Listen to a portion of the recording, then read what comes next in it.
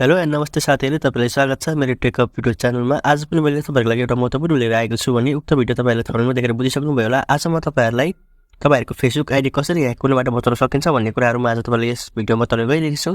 हालै नेपालमा अहिले साइबर क्राइम निकै रूपमा बढिरहेको छ र सबैभन्दा बढी साइबर क्राइमको रूपमा चाहिँ अहिले फेसबुकको माध्यमबाट हुन गइरहेको छ र भइ पनि रहेको छ। निकै जना मैले चिनेको व्यक्तिहरुको पनि निकै मानिसहरुको पनि फेसबुक ह्याक भएको छ र तपाईहरुको साथीहरुको पनि ह्याक भएको हुन सक्छ र आज म तपाईहरुलाई यसै बारेमा कसरी तपाईहरुले आफ्नो फेसबुक सुरक्षित तरिकाले राख्न सक्नुहुन्छ र ह्याकरले ह्याक गर्न सक्दैन भन्ने कुराहरु म तपाईलाई आज यस भिडियोमा बताउन गइरहेको छु।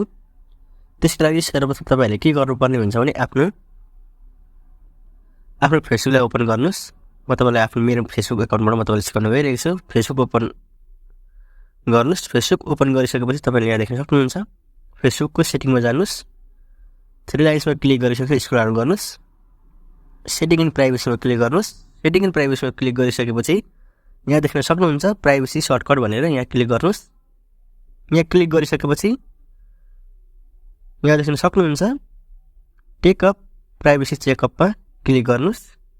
यहाँ क्लिक गरिसकेपछि यहाँ देख्न सक्नुहुन्छ प्राइभेसी चेकअप भनेर यहाँ who can see what you share भनेर एउटा छ भने दोस्रोमा how to keep your account सेक्युरमा छ दुईटा।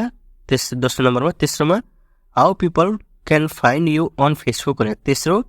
त्यसैगरी your data setting on Facebook भनेर चौथो। त्यसैगरी your ad preference on Facebook भनेर पाँचवटा जम्मा प्राइभेसी चेकअपमा यहाँ दिएको छ। त्यसैगरी म तपाईलाई एक एक गरी देखाउन गइरहेको छु। सर्वप्रथम तपाईहरुले यहाँ देख्न सक्नुहुन्छ who can see what you share भनेर यहाँ देख्न सक्नुहुन्छ। यहाँ क्लिक गर्नुस्। यहाँ क्लिक गरिसकेपछि यहाँ देख्न सक्नुहुन्छ profile information, post and story अनि ब्लग। त्यसैगरी यसलाई कन्टिन्यू गर्नुस्। कन्टिन्यू गरिसकेपछि यहाँ देख्न सक्नुहुन्छ इमेल एड्रेस भनेर यहाँ देख्न सक्नुहुन्छ। मान्छेहरूले प्राय ह्याक गर्दाखेरि तपाईहरुको इमेल एड्रेस र फोन नम्बरबाट ह्याक गर्ने हुन्छ। प्राय सबैभन्दा बढी तपाईको इमेल एड्रेस तपाईहरुले कुनै पनि मान्छेहरुको प्रोफाइल अन गर्दाखेरि प्राय जसो पहिला याद गर्नु भएको हुन सक्छ। फेसबुकमा नम्बर देखिने, इमेल एड्रेस देखिनेहरु प्रोफाइलमा गएर चेक गर्दाखेरि देखिन्छ पहिला हो। त्यही यहाँबाट तपाईहरुले पब्लिक गर्नुभयो भने त्यस्तो किसिमको तपाईहरुको इमेल एड्रेसहरु देखिने, तपाईको डेट अफ बर्थहरु देखिने, तपाईको फोन नम्बरहरु देखिने हो। त्यहाँबाट तपाईहरुको सबैभन्दा बढी ह्याक हुने चान्स हुन्छ। त्यही भएर त्यसलाई चाहिँ तपाईहरुले के गर्नुपर्ने हुन्छ इमेल एड्रेसहरु सबैलाई तपाईले यसरी पब्लिक भएको छ भने अनलिमिटमा गर्नुस्।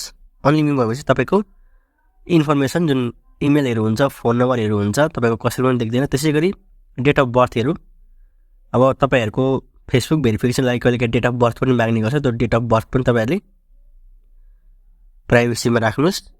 अनलिमिट गर्नुस्। डेट अफ बर्थ तपाईले अनलिमिट गर्नुभयो भने कसैले तपाईको अकाउन्ट ह्याक गरिसके पश्चात पनि उनीहरुलाई भेरिफिकेसनको लागि डेट अफ बर्थ सोध्यो भने उनीहरुले थाहा पाउने छैनन् जसले ह्याक गर्न खोज्दैछन्। त्यसैगरी यहाँ देख्न सक्नुहुन्छ होम टाउन पब्लिक गर्न मन छ भने पब्लिक गर्नुस्। रिलेसनशिपहरु पनि यहाँ देख्न सक्नुहुन्छ सबै सिटीहरु। तपाईले मेन कुरा भनेको तपाईहरुले चाहिँ आफ्नो इमेल एड्रेस र फोन नम्बर अनि डेट अफ बर्थ चाहिँ तपाईहरुले शो नगर्नुस्। त्यसपछि नेक्स्ट गर्नुस्। नेक्स्ट गरिसकेपछि यहाँ देख्न सक्नुहुन्छ पोस्ट एन्ड स्टोरी। यसले कुनै पनि किसिमको तपाईहरुलाई फरक पार्ने छैन। त्यसैगरी नेक्स्ट गर्नुस्। यहाँ देख्न सक्नुहुन्छ यहाँ तपाईले कसलाई ब्लक गर्न चाहनुहुन्छ यहाँ ब्लक गर्न सक्नुहुन्छ। अब म तपाईलाई फेरि दोस्रोमा देखाउन गइरहेको छु। नेक्स्ट गर्दिनुस्। केही छैन, यो रिभ्यू भइसकेछ। यसलाई मैले ब्याक गरिदिसके।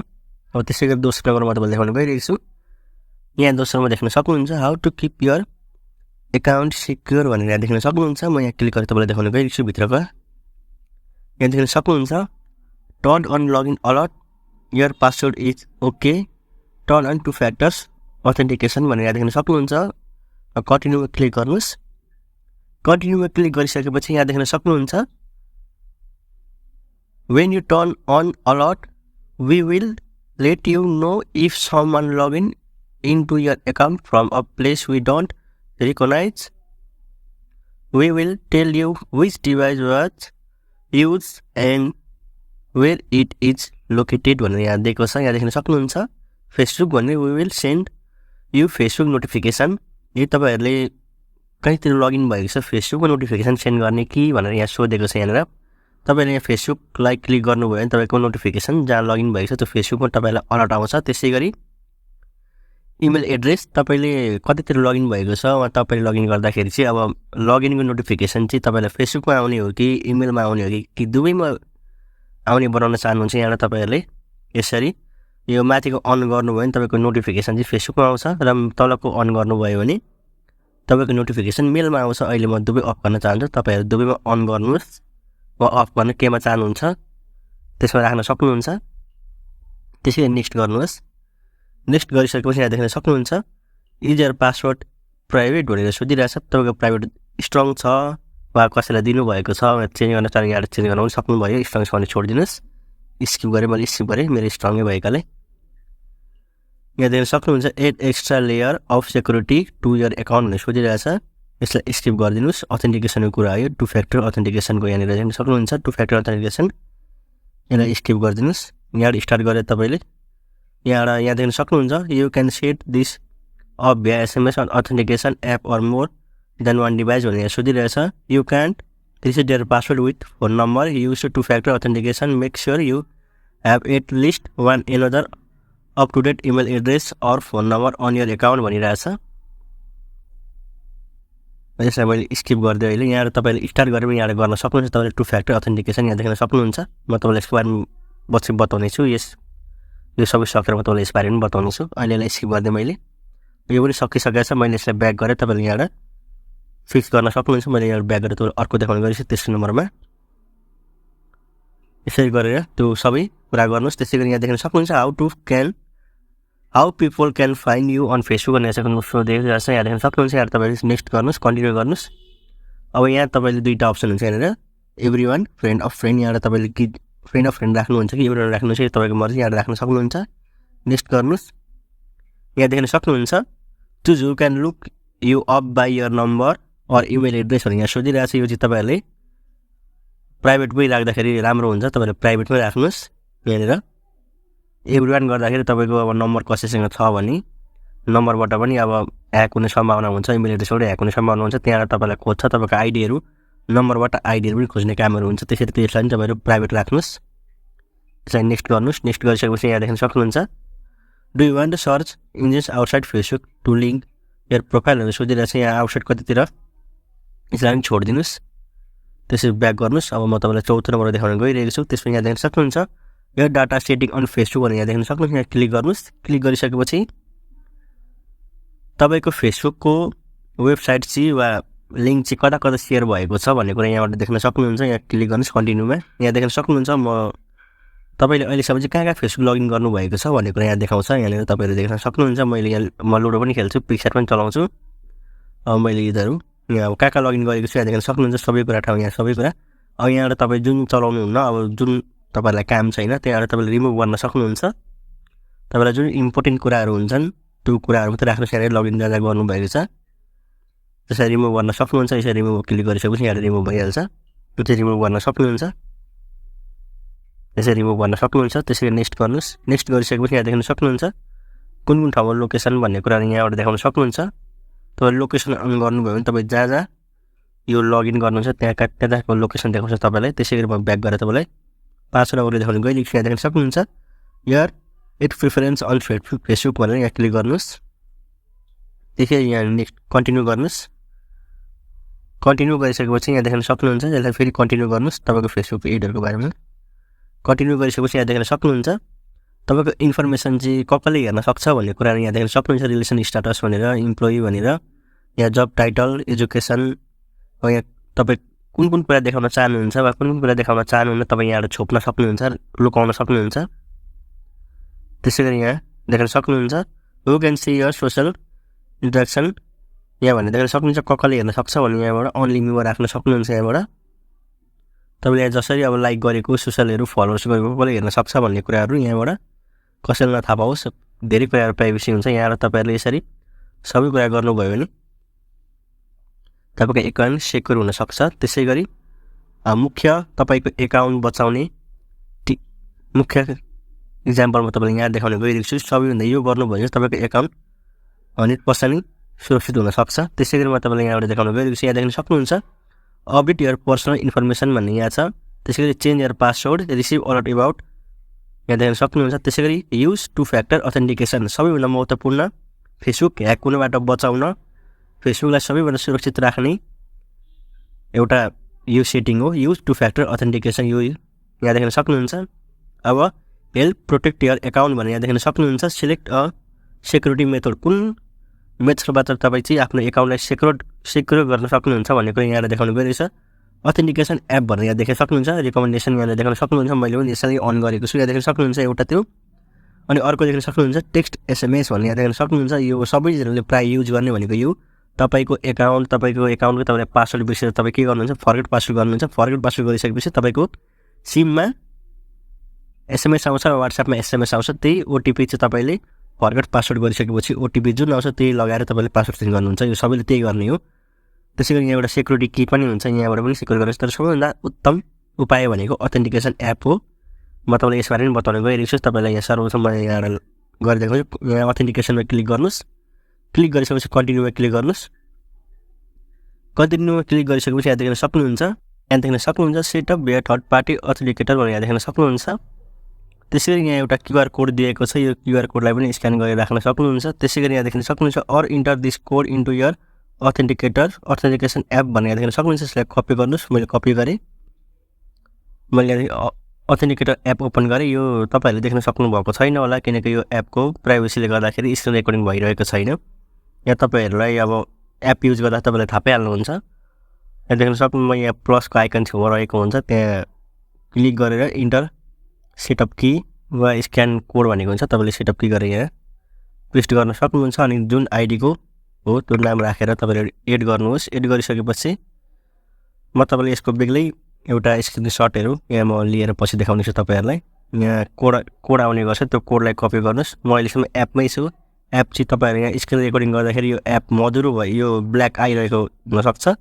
त्यसै गरी तपाईँले देख्न सक्नुहुन्छ। यहाँ आएको कोडलाई कपी गर्छु म।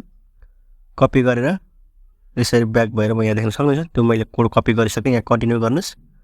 कन्टिन्यू गरिसकेपछि यहाँ कोड राख्नुहोस्। स्टेज कोड राखिसकेपछि यहाँ फेरि कन्टिन्यू गर्नुहोस्। कन्टिन्यू गरिसकेपछि two factor authentication is on भन्ने यहाँ आइसकेपछि यहाँ देख्न सक्नुहुन्छ। यसलाई डन गर्नुहोस्। डन भइसकेपछि यहाँ देख्न सक्नुहुन्छ two factor authentication is on. अब यति भइसकेपछि तपाईँको पासवर्डै तपाईँको फेसबुकको पासवर्ड पनि अरूलाई गइसके पश्चात पनि तपाईँको फेसबुक आइडी चाहिँ लगइन गर्न सक्दैन उनीहरूले। यहाँ देख्न सक्नुहुन्छ। म तपाईँलाई इक्जाम्पल लिएर देखाउन गइरहेको छु। यदि तपाईँको आइडी ह्याक भएर उनीहरूले तपाईँको आइडी ह्याक भए पश्चात पनि उनीहरूले लगइन गर्न खोज्दा पनि लगइन हुँदैन, किनकि यहाँ देख्न सक्नुहुन्छ। म तपाईँलाई देखाउन गइरहेको छु इक्जाम्पलको लागि। इन्टु इन द एकाउन्ट यहाँ देख्न सक्नुहुन्छ। म एउटा आइडी लगइन गरेर देखाउन गइरहेको छु, जुन अहिले एकाउन्ट गऱ्यौँ हामीले।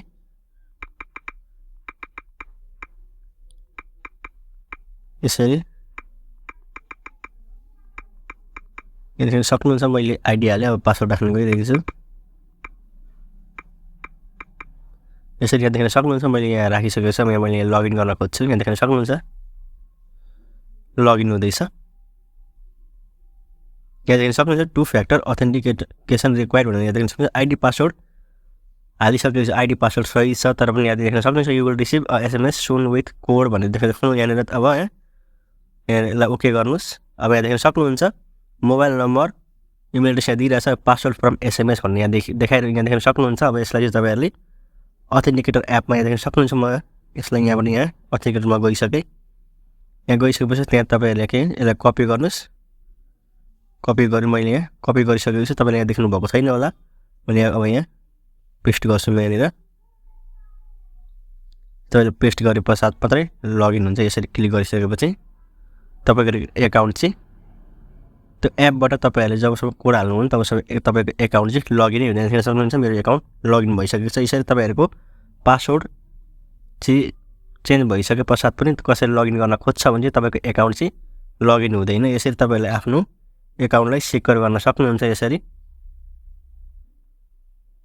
यसरी मैले एउटा फेक आइडी बनाएर तपाईँलाई देखाएको छु। यसरी तपाईँहरूले आफ्नो एकाउन्टलाई सेक्युर गर्न सक्नुहुन्छ। तपाईँको पासवर्ड कसरी लगइन थाहा पाए पश्चात पनि वा तपाईँको ओटिपीहरूबाट यदि तपाईँको ह्याक भएर पनि त्यसरी भइरहेको छ भने तपाईँको त्यो अथेन्टिकेटर अन भएसम्म चाहिँ तपाईँको एकाउन्ट चाहिँ लगइन गर्न मिल्दैन। त्यो एकाउन्ट लगइन गर्नलाई तपाईँको फोनै चाहियो। फोन हुँदाखेरि पनि यो एपबाट यहाँ देख्न सक्नुहुन्छ फर्स्ट सेकेन्ड थर्ड यो अथेन्टिकेसन केटरबाट मात्रै यहाँबाट तपाईँको जुन ओटिपी आउँछ त्यसबाट मात्रै तपाईँको चाहिँ यो स्क्रिनसट पनि लिन मिलिरहेको छैन।